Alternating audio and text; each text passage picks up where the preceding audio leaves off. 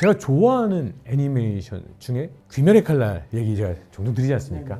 거기에 주인공 아버지가 쓰는 칼이 딱 모양이 칠지도더라고요. 일본인들이 생각하는 굉장히 귀한 유물이잖아요. 근데 그게 백제가 이미 정말 오랜 연구를 했고 일본의 지식인들은 그리고 한국의 대부분의 학자들은 다 아는 것이 백제에서 하사한 물품이다.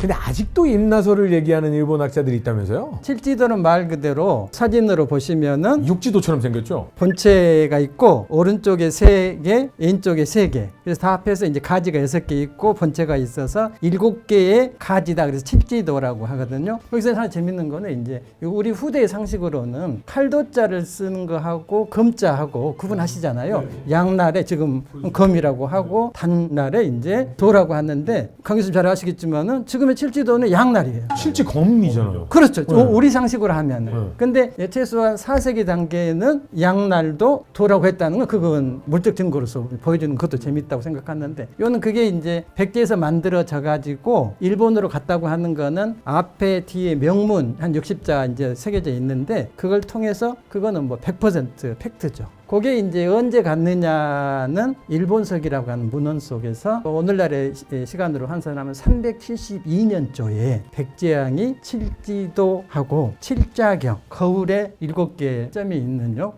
두 가지를 이제 바쳤다. 헌자를 써놨어요. 한자로는. 헌상이 헌자를. 그래서 이제 일본 학계에서 이제 뭐 지금은 이제 조금 얘가 이제 교과서도 보니까 칠지도에 대해서는 이제 직접적으로 헌상을 지금 교과서도 헌이라고 하지 않고 선물로 보냈다 정도로 바뀌어 있더라고요. 그래서 엄청 이거는 학계의 연구 결과가 교과서에 반영된 아주 특이한 경우예요. 특이한 경우. 이거는 진짜 일본이 교과서에 그거를 실었다고 하는 건 정말 대단한 변화네요. 그 전에는 당연히 헌상이었죠. 백제에서 두 손으로 바쳤다고 교과서에 기술돼 있었는데 지금 그 세용모라고 하는 우익 교과서에도 직접 헌자는 안 써놨어요. 보냈다. 예, 예. 그런 의미에서는 이제 상당히 고무적이고 이제 긍정적인 반응인데 다만 이제 그럼에도 불구하고 일본의 교과서 속에 칠지도 관련 설명들을 보면은 이 행간에 뭔가 4세기, 5세기, 6세기 단계에서 일본의 야마토 왕권이 한반도에 있는 백제나 신라나 고구려보다는 정치적으로 한 수 이였다. 그런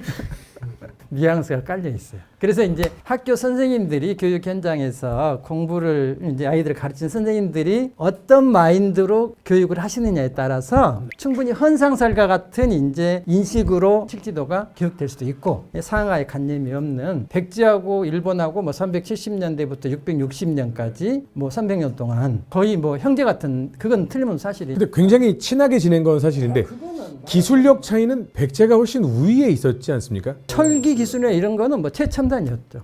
그 370년 단계에서 그런 칠지도를 만들 수 있는 뭐 동아시아 최고가 아니었을까 싶을 정도로. 한마디로 최첨단 기술을 가지고 있는 국가가 기술력이 떨어지는 후진 국가에게 헌상을 했다라는 뉘앙스를 쓴다는 건 사실 조금 어폐가 있는 자기 나라 역사에서는 이야기죠. 그렇게 쓰죠. 예컨대 뭐 아편전쟁 당시에 청나라도 영국이 조공바치러 왔는데 뗐었다 이런 식으로 표현을 하니까 문제는 그거는 누구든지 자기 입장에서 쓰는 거는 거품이 낀다. 그거는 뭐 우리가 당연히 얘기되는데 저는 왜 일본 사람들은 그렇게 임나 일본부를 주장하고 있었는가? 중국과 한국에서 이제 선진 문명이 들어갔단 말이죠. 일본 사람들은 자기네들이 일본 자체에서 생겼다고 보지 않습니다. 대륙의 선진 문물을 갖고 내려왔다고 보거든요. 근데 한국을 식민지로 만들면서 한국은 뭐 더럽고 정체성 뭐 발전 안 됐고 그렇게 왔는데 잠깐만 그 전까지 자기네 문화의 기원주를 봤었던 동네잖아요.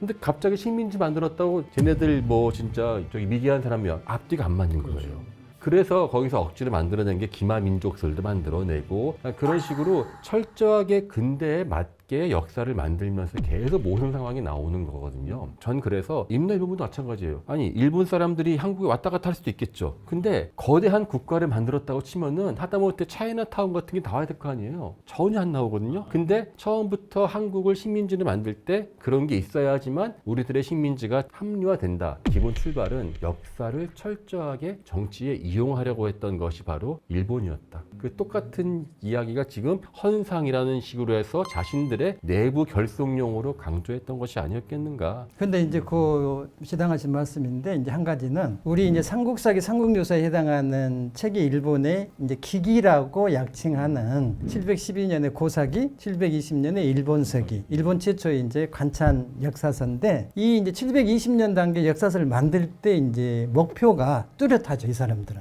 일본에서 최초로 이제 진시황의 율령과 같은 국가를 운영하는 성문 법전을 만들거든요. 이게 701년의 대보율령이라고 하는 것인데 이제 끔찍한 거는 대보율령 속에 자기의 아이덴티티를 이제 상대하면서요 중국하고 한반도 비교를 한 거예요. 그래서 소위 말하는 이제 국가 간의 의전, 중국하고 율령국가 일본은 격이 같다. 전문 용어로는 인국이라고 표현을 해놨거든요. 이웃 나라다 그런 의미예요. 그런데 중요한 거는 한반도에 대해서는 당신의 이제 701년 단계는 한반도는 번국이다. 울타리의 나라, 변방의 나라, 자리매김을 해놓은 거예요. 지금으로 하면 이제 대한민국 헌법에 규정이 돼 있는 거예요. 그 법전에 근거해가지고 역사서가 쓰여지게 되는 거거든요. 720년에 만든 역사서. 그러면 이제 701년 단계에 일본하고 상대국 중국하고 한반도에 대한 인식을 깔아놨기 때문에 중국은 차치하고 그러면 한반도는 언제부터 아랫나라였느냐 하는 거를 역사서에 기록을 해야 되잖아요. 그러기 위해서 이제 370년대에 신공항우라고 하는 가공의 인물이 등장을 하는 거예요. 완전 픽션. 그래서 잘 아시는 삼한정법, 신라정법, 신라 복속의 얘기가 일본 서기 속에 기록이 되어 있는 거예요. 그래서 이제 그 일본서기라고 하는 책을 당시 최고 지배자층들이 이제 주기적으로 강습회를 하는 거예요. 일본서기 텍스트를 읽는 거예요. 조선왕실로 계속 이제 지배자층이 읽어 나가는 거를 계속 해 나가는. 그러면서 이제 지배자층들이 공유를 하게 되는 거죠. 한반도에 대한 인식을 공유하게 되는 거예요. 근데 사실은 이런 기록이 나와도 사실은 그 기록 자체를 우리가 이제 그 자체로 신뢰하면 안 되는데 예, 항상 이제 뭔가 교차 검증을 해야 되고 혹은 뭐 이제 고고학적인 자료를 통해서 이제 보충을 해야 되는데 만약에 그 기록 자체만 믿는다고 했을 때 그 고대 이집트에서 제일 유명한 파라오 뭐 람세스요? 그다음 투탕카멘. 투탕카멘 그 어떤 기록에 근거를 하면 투탕카멘은 그냥 없는 사람이에요. 왜요? 지워버려요 역사 속에서. 그러니까 예를 들어서 이제 신왕국 시대 19왕조 시대 때 쓰여져 있는 이런 어떤 왕명표 같은 것들이 있는데 그 왕명표상에서 투탕카멘은 없어요. 인정하지 않아요. 투탕카멘의 아버지인 아케나텐부터 해가지고 거의 3대 정도를 지워버립니다. 그래서 호레메브라고 하는 파라오를 아메노테프 3세 바로 뒤에 붙이는데 그 중간에 3대가 없어지는 거예요. 역사 기록에는 나타나지 않죠. 하지만 실제적으로는 근데 이제 그 맥락적으로 이제 우리가 이해를 하면 그 기록을 쓰던 당시에는 그 어떤 시대 특정한 시대를 도저히 인정할 수가 없는 거예요. 그러니까 역사 속 지워버리죠. 그렇지만 나중에 고고학적으로는 등장하는 거죠. 그 상황들이.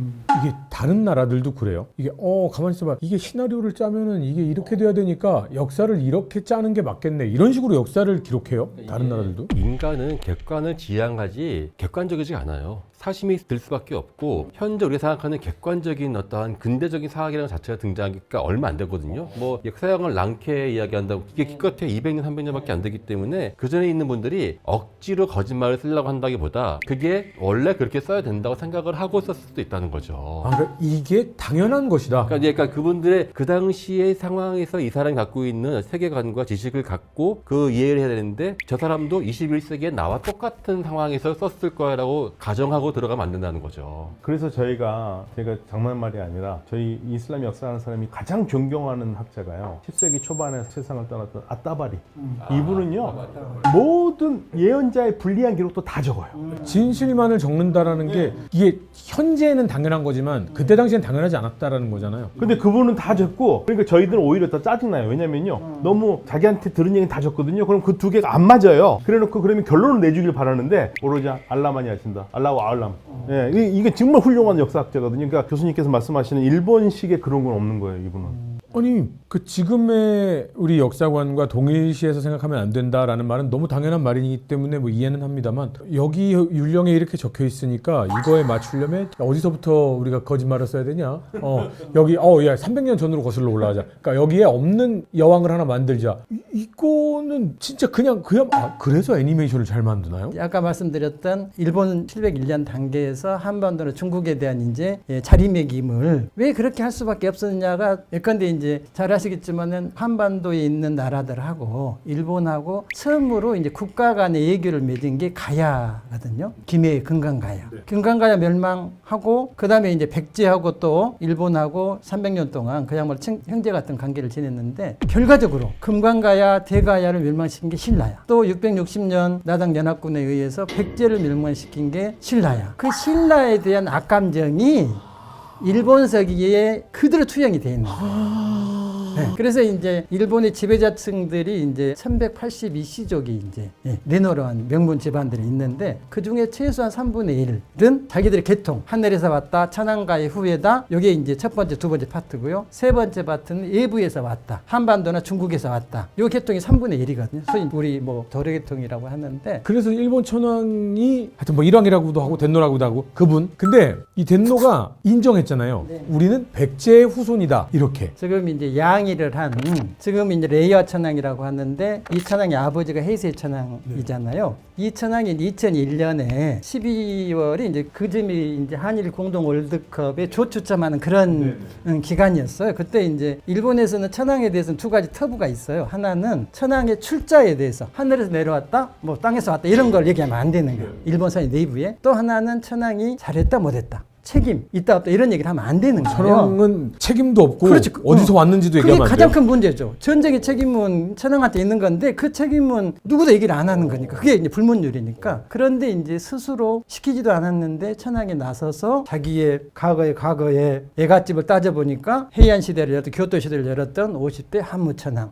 이렇게 얘기하는 건 상당히 이제 정치적인 측면도 있고 또 이제 그 천황이 한국에 대한 뭐 끊임도 있었겠죠. 근데 이제 그보다도 더 중요한 거는 사실은 701년 그 대보율령이라고 하는 이제 법률 만들기 이전에 일본에서도요 한반도에 대해서 엄청 좋은 이미지, 그런데 그 이미지가 인식이 완전히 바뀌게 돼요. 그 이전에 일본 사람들이 이제 매화꽃을 좋아했다가 사쿠라꽃, 벚꽃으로 좋아하는 게 바뀌면서요. 그래서 어느 시기까지는 천황이 그 애정을 담고 얘기하는 것처럼 한반도에 대한 인식이 좋은 게 있었는데 그게 이제 중국으로 바뀌면서 한반도 멸시가 됐는데 그걸 단적으로 보여주는 게 이제 신천성시록이라고 하는 이 족보집에 소위 이제 출자 세탁이 되는 거예요. 백제에서 온 사람이 분명한데 신라에서 온 사람이 분명한데 815년에 만들어진 족보집에는 중국의 진나라 진시황의 후예, 한나라 고조 유방의 후예 이렇게 세탁이 되는 순간이 한반도에 대한 멸시관이 이제 극도화되는 일본사의 내부에 그런 좀 변화가 거기서 있습니다. 족보 세탁, 신분 세탁이 되는군요. 네네.